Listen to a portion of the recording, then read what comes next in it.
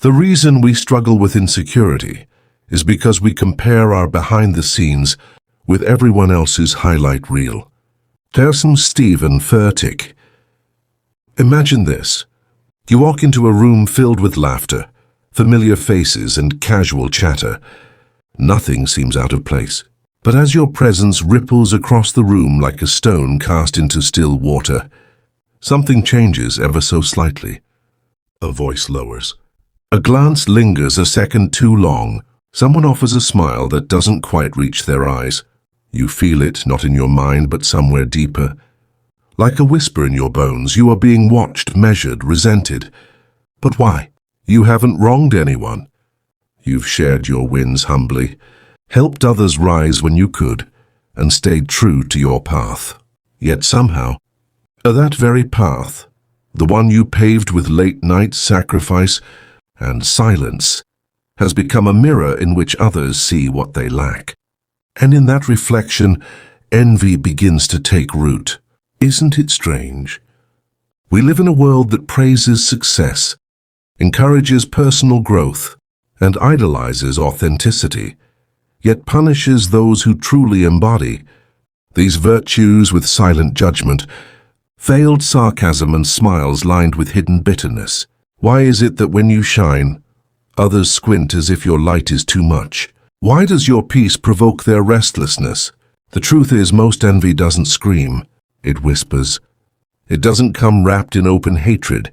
It arrives dressed as passive compliments, invisible barriers, and conversations that change when you enter the room.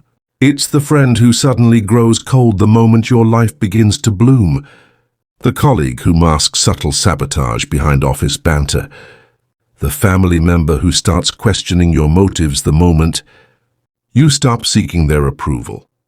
You feel it, but you don't talk about it because you've been conditioned to dismiss it. You're just overthinking. They're just having a bad day. You should be grateful anyone even notices. So you shrink, you doubt, you second-guess your success. And in doing so, you protect the very dynamics that quietly strangle your spirit. But here's the great paradox. Envy isn't about you. It's not about your car, your job, your partner, or your glow-up. It's about what your presence reminds someone else they are not. You've become the embodiment of their unrealized potential, the ghost of the person they could have been, had they faced their fears and done the work. And yet, how do you know it's envy? How can you trust your intuition when society teaches you to gaslight yourself for feeling a disturbance no one else admits? You begin to wonder, why does that old friend disappear when you finally catch your stride? Why do your jokes only land until your confidence grows? Why do compliments start sounding like quiet jabs wrapped in politeness? Why does it feel lonelier the higher you climb? As though progress comes at the cost of connection? What if we've been trained to ignore these signals, not because they're untrue, but because naming them makes us dangerous? Because calling out envy disrupts the fragile equilibrium of relationships, built not on love, but on unspoken hierarchies? What if someone is envious of you right now, not in an obvious, hostile way, but in the way they hesitate before congratulating you, the way they deflect attention when others praise you, the way they subtly question your choices, planting seeds of doubt masked as concern? What if the reason you sometimes feel guilty for winning is because someone close to you is quietly mourning your success? And then comes the real question, the haunting one. What if the enemy isn't the envious person? What if it's the silence that lets envy thrive? This isn't just about jealousy. This is about identity, projection, and the invisible battlegrounds of human connection. Envy isn't just a feeling. It's a mirror cracked by shame, refracting distorted images of what could have been, should have been, might have been. You must ask yourself, are you shrinking to fit into spaces that can no longer contain your expansion? Are you apologizing for the light you've worked so hard to ignite? Are you mistaking passive aggression for friendship, silence for support, presence for loyalty? You're not imagining it. The tension is real, and the signs are hiding in plain sight. But to see them, you have to be willing to look where most won't, to name the unspoken, to question the familiar, to pierce the veil of false harmony, because behind every smile that doesn't quite reach the eyes is a story worth seeing. And once you see the signs, you can never unsee them. So what are they? What are the undeniable signs that someone is envious of you? And more importantly, what do you do once you know? Let's begin. Number 1. Backhanded compliments disguised as praise. At first it feels like flattery. Wow, I didn't expect you to pull that off. Or, must be nice to get things handed to you. They smile, but it stings. Why? Because what they've given you isn't recognition, it's corrosion wrapped in charm. A backhanded compliment isn't meant to celebrate you. It's designed to contain you, to reduce your success to luck, timing, or favoritism. These subtle jabs reflect a truth envy never dares to say.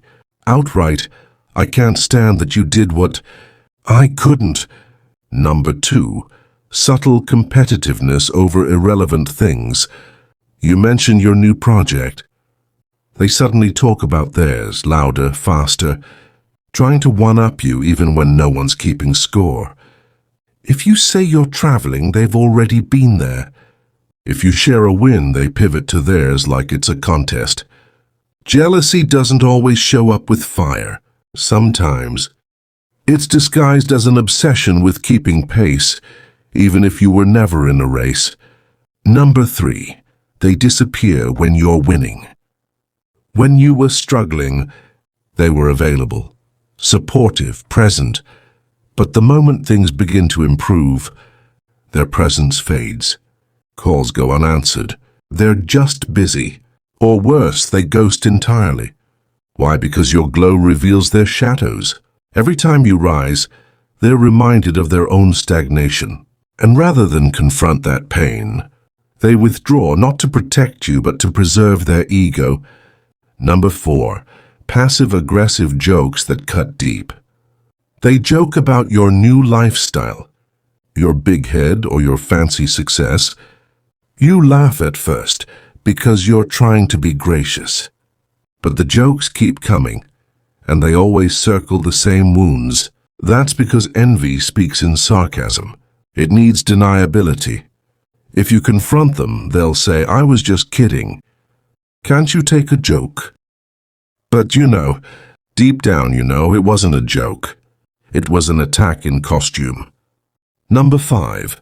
Unwarranted criticism when you're growing.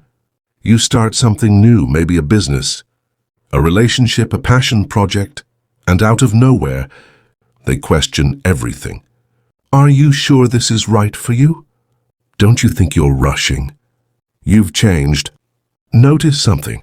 These criticisms didn't come when you were lost. They arrive only when you begin to find your voice, your courage, your light. Because to someone envious, your growth feels like betrayal.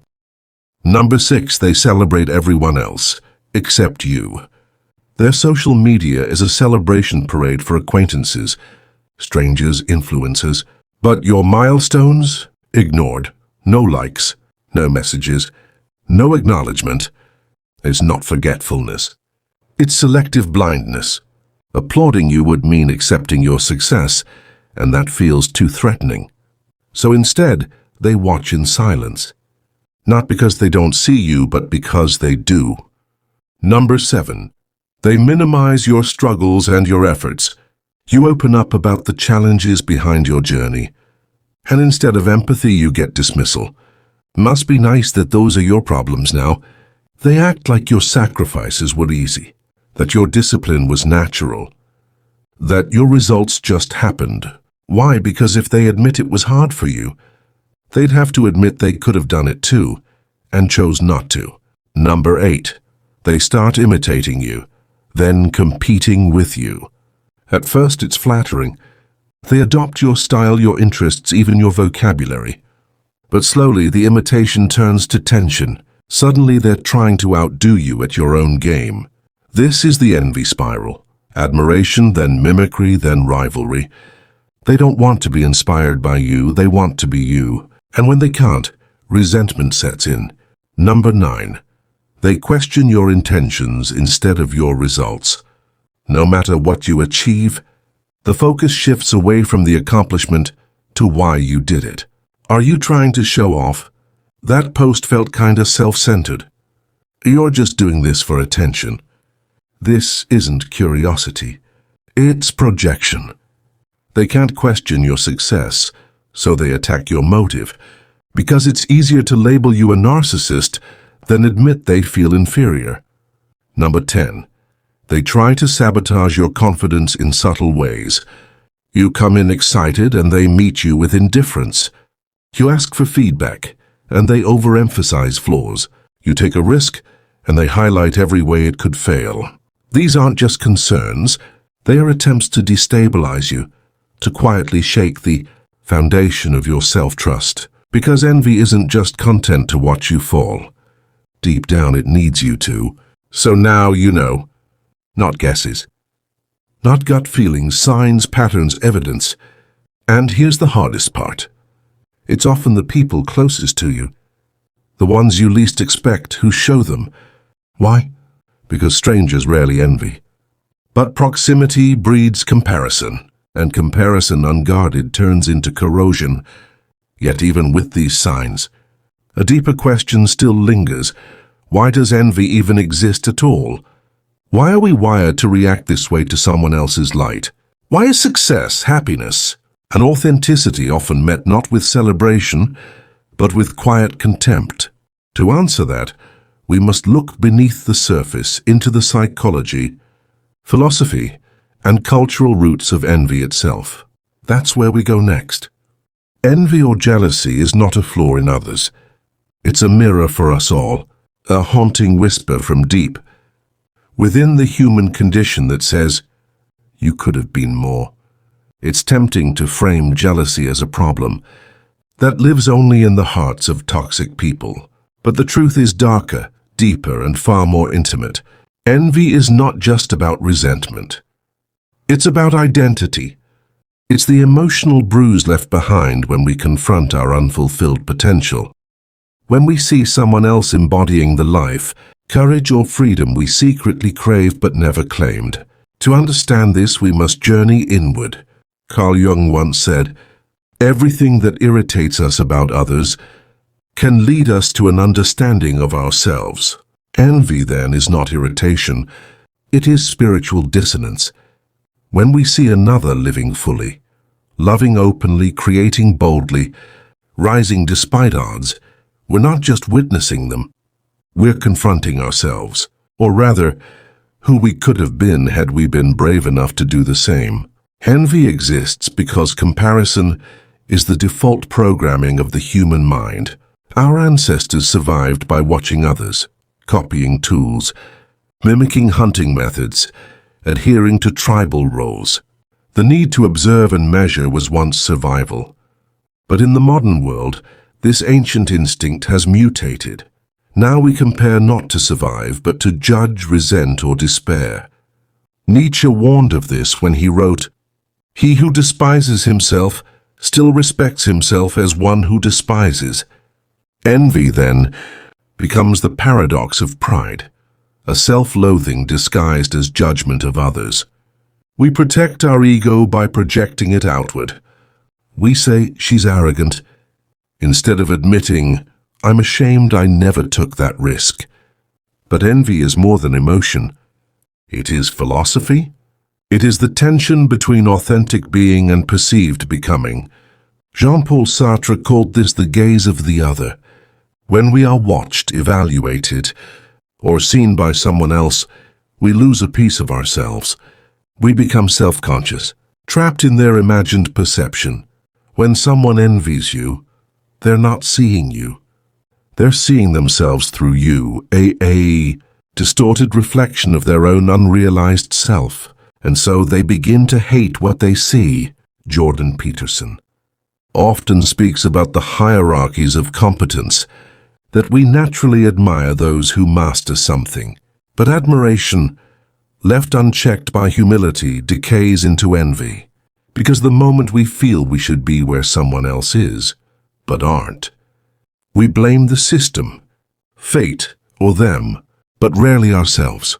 This, Peterson might argue, is the spiritual poison of resentment. The belief that the world is unfair because someone else tried and succeeded where you chose not to. But what causes this? Why do we care so deeply about where others stand? The answer lies in what Viktor Frankl identified as the will to meaning. Human beings cannot live on pleasure or power alone. We are meaning-making creatures, and when we lack personal meaning, we begin to resent those who have found theirs. Envy arises in the void, when our own life feels directionless and someone else's seems full of purpose. When someone is living on purpose, it makes us feel the absence of our own. That's why envy rarely appears when we're fulfilled. It thrives in the absence of meaning, in the spiritual vacuum where identity should live. Arthur Schopenhauer, bleak but brilliant, believed that human desire is the source of all suffering. To desire what others have is to eternally suffer the absence of it. And to live in the shadow of someone else's light is to constantly feel cold. Envy, then, is a quiet hunger, one that eats not just at admiration, but at the very fabric of the self. But here's the problem. Society encourages envy, then punishes its symptoms. Social media has turned life into a theater of curated highlights. Instagram, TikTok, LinkedIn platforms, where the illusion of success is louder than the struggle behind it. We scroll not to connect but to compare. And every time we do, we ingest envy like it's air. We breathe it in. We judge, we shrink, we resent, we wonder why not me. Aldous Huxley warned of a future in which people would be controlled not by force, but by pleasure, by endless distractions that numb them to meaning. Envy, too, is a distraction. It keeps us externally focused. It turns our gaze outward instead of inward. Because as long as we envy others, we never have to confront the terrifying responsibility of creating a life that's truly ours. And so envy becomes a defense mechanism, a way to deflect from pain, from regret, from longing. It's easier to dismiss someone else's path as privileged or lucky than it is to examine the fears that kept us from taking our own. Envy says, they had it easier. Wisdom says, why haven't I started? And yet envy is not evil. It's a signal that you've seen something meaningful, that your soul was stirred, however briefly, by the possibility of becoming. As Jung would say, until you make the unconscious conscious, it will direct your life and you will call it fate. Envy is the unconscious pointing a finger, not at others but back at you. So when someone envies you, recognize this. You have become their mirror. You are showing them something they buried. And when you envy others, ask yourself, not what do they have, but what does this envy reveal about what I want, but haven't dared to pursue? Because at its core, envy is a teacher, a painful, uncomfortable, brutally honest one. And if we listen, not with shame, but with courage, it tells us where we've been asleep. It tells us where we still have time to wake up. But there's more, because envy doesn't just live in the soul. It spills out. It shapes relationships, cultures, entire systems. In the next section, we'll uncover how this silent force, left unchecked, destroys trust, warps communities, and even erodes identity itself. You think envy is personal? Wait until you see its consequences. Envy rarely explodes, it seeps, silent, slow, corrosive. It does not break relationships overnight. It hollows them from within, word by word, silence by silence, until what once felt like connection becomes something colder, something performative, a shadow play of smiles and social rituals, all masking the quiet rot underneath. And that's the first great cost of envy. It erodes authenticity. Where envy thrives, truth dies. Friends stop being friends and become competitors in disguise. Family becomes a theater of subtle betrayals. Conversations become a minefield where you must shrink your joy, censor your victories, and dilute your truth to avoid making others uncomfortable.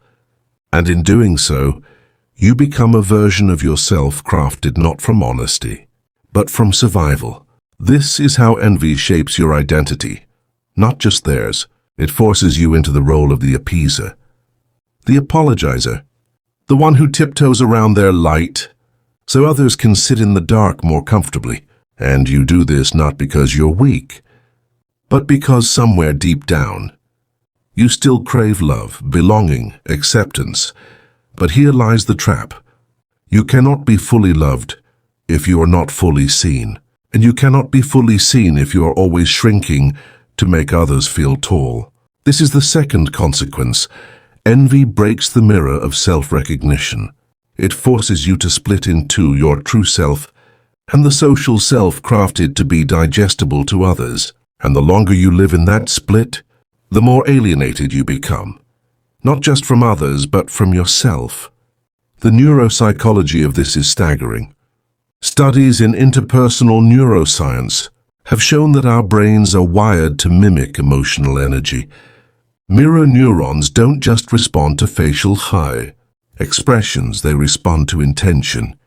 That means when someone envies you, your brain feels the threat even if they smile. You may not have words for it, but your nervous system knows. It contracts. It dulls your joy before it fully forms. This is trauma by 1,000 cuts, and it's not just individual. Envy reshapes culture. Modern society is built on scarcity. Scarcity of time, love, attention, status. And in scarcity-based systems, your success automatically becomes someone else's failure. The illusion is that the pie is fixed, that if you win, I lose, that if you rise, I must fall. This zero-sum thinking turns communities into battlegrounds of subtle warfare. We call it grind culture, hustle, keeping up. But it's envy dressed in productivity, and it's killing our souls. Because here's the irony. We don't just envy the successful, we envy the freely alive, the artist who creates without needing praise, the woman who loves herself without apology, the man who speaks truth with no concern for approval. These people enrage others, not because they've taken something, but because they've reclaimed something we abandoned long ago. The right to be whole. That's why envy breeds cancel culture, outrage mobs, and performative morality. People don't just attack others for doing wrong. They attack others for daring to be unashamed, for being at peace with themselves, for living a truth that exposes our own compromises.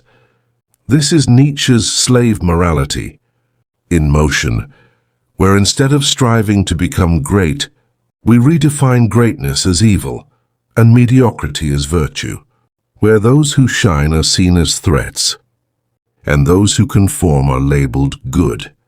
And in this inverted moral order, envy becomes the social glue, not love, not truth. Envy. We bond through shared resentment. We mock the successful. We cheer when the famous fall. Not because we are evil, but because we are empty. But the most terrifying consequence? We internalize the voice of the envious.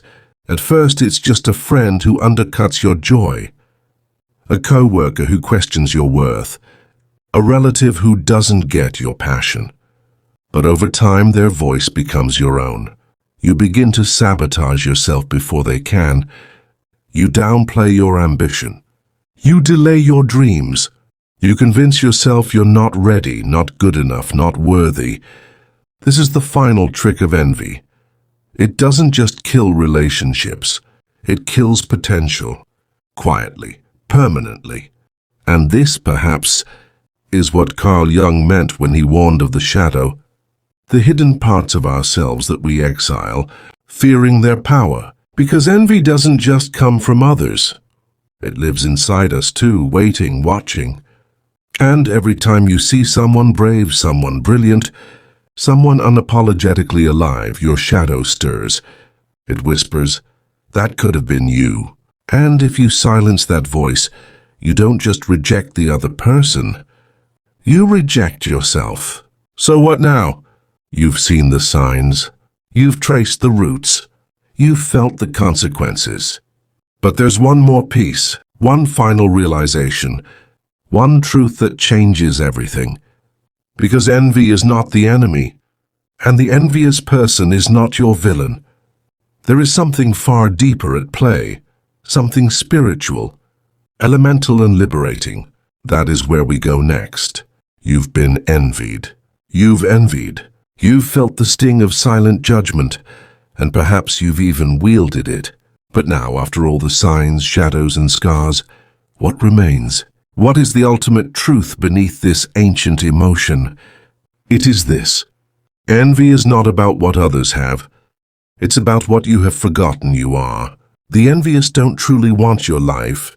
They want the feeling they imagine you live inside. The freedom to be fully expressed. The courage to chase without apology. The boldness to rise without asking permission. That is what they resent. Not your results, but your refusal to remain stuck. Your refusal to settle. Your refusal to dim. But what if the real tragedy is not that others envy you? It's that you might still be negotiating with their envy. Shrinking your dreams to make them digestible. Filtering your voice to make it palatable. Asking for space, love, or validation from those who secretly hope you'll fail, just so they don't have to try. And here's the reckoning. You don't owe anyone your silence. You don't need to carry the guilt of someone else's stagnation. You are not responsible for the insecurities your light reveals. This is where the final truth lands, sharp, clear, liberating. You are not envied because you are too much.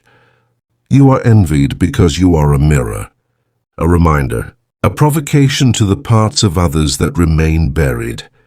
And their envy? It is not your burden. It is their invitation. Invitation to evolve, to awaken, to act. But most will not take it. They will turn away, attack, dismiss. That is their right. But you must not turn away from yourself. Because here's what envy secretly reveals, something few dare to speak. Every time someone envies you, it means you've touched something eternal. You've stirred a longing. You've echoed a dream they once had. You've become proof that transformation is possible. And nothing is more threatening to those who've convinced themselves it isn't. This is why Aldous Huxley warned, the more powerful and original a mind, the more it will incline towards the religion of solitude. Because when you break the mold, you often stand alone. Not because people hate you, but because they fear what you represent. Your life becomes a silent question. Why not me? And for those who aren't ready to answer, blame is easier than action. Contempt is safer than change. But you must choose a different path. The final, most powerful realization is this. You were not meant to be envied. You were meant to inspire. And to do that, you must first stop apologizing for what sets you apart. You must walk your path with open eyes, even when others glare. You must rise without waiting for applause. You must protect your joy as fiercely as your boundaries, because the moment you stop trying to be liked by everyone, you become unstoppable. Carl Jung spoke of individuation, the process of becoming truly oneself. Not a product of culture, tribe, or fear, but an original, a soul fully formed. Envy is the friction that occurs when someone else resists their own individuation but sees you living yours. And that is the price of authenticity. To be misjudged, to be misunderstood, to be whispered about, but also to be free. This is not arrogance. This is alignment. This is the spiritual act of reclaiming the self from the projections of others. And once you do, something miraculous happens. The envy around you loses its power, not because it vanishes, but because it can no longer shape you, and in its place, clarity. You begin to see people not as threats but as stories, each with their own ghosts, regrets, longings. You begin to forgive, not to excuse, but to free yourself. You stop trying to rescue or prove. You start simply being, and those who are ready will rise with you. Not all, not many, but the few that matter. So let the envious whisper. Let them scoff, let them vanish. You are not here to be worshipped. You are not here to be envied. You are here to become, to evolve beyond the smallness of fear, to rise again and again into the full expression of who you are. Unapologetic, unmasked, unchained. And that is the only kind of power worth having. You are not too much. You are just finally enough for yourself. So breathe, stand tall, and stop asking for permission. Let them feel whatever they need to feel. You've got a life to build, a soul to answer to, a truth to live no matter who envies it.